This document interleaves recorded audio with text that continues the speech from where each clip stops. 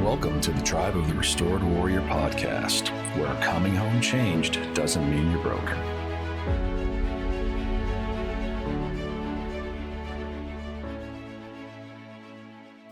Welcome to another episode of the Tribe of the Restored Warrior. I'm Justin, your host, and I'm here with Dr. Ben Iobst again, and we're going to talk about substance use and how that applies to the first responder and veteran world. So we'll get right into talking about drinking and medication. Yeah.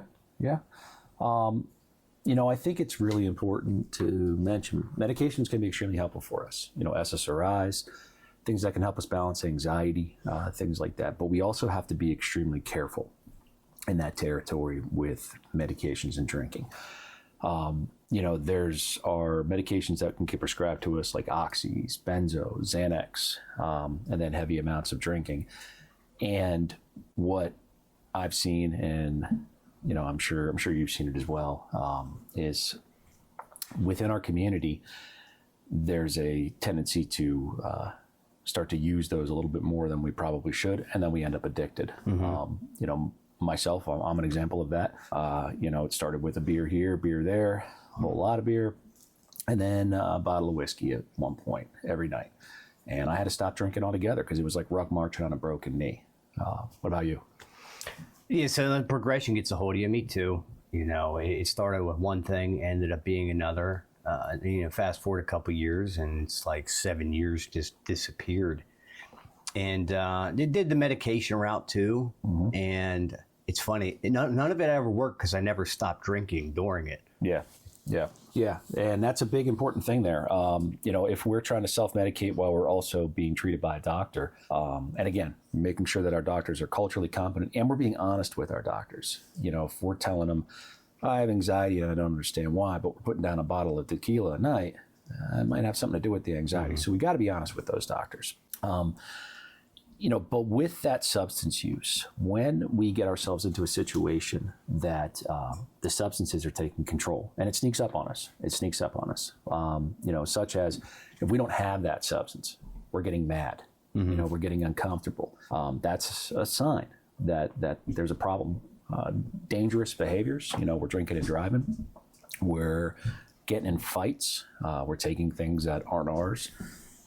Great examples. And then one of the biggest is not caring about the consequences. So if the rest of your family, your friends, if you're in legal trouble and you still don't care and you think, oh, well, I can still drink, but drinking got you there, or substance use has got you there, or the medications that you were even prescribed, you're taking them in a way that you're not supposed to take them, and you don't care about the consequences and you'll do it anyways, huge sign.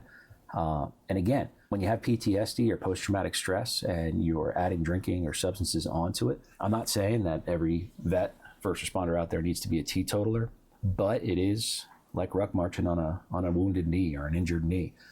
It can be a dangerous territory.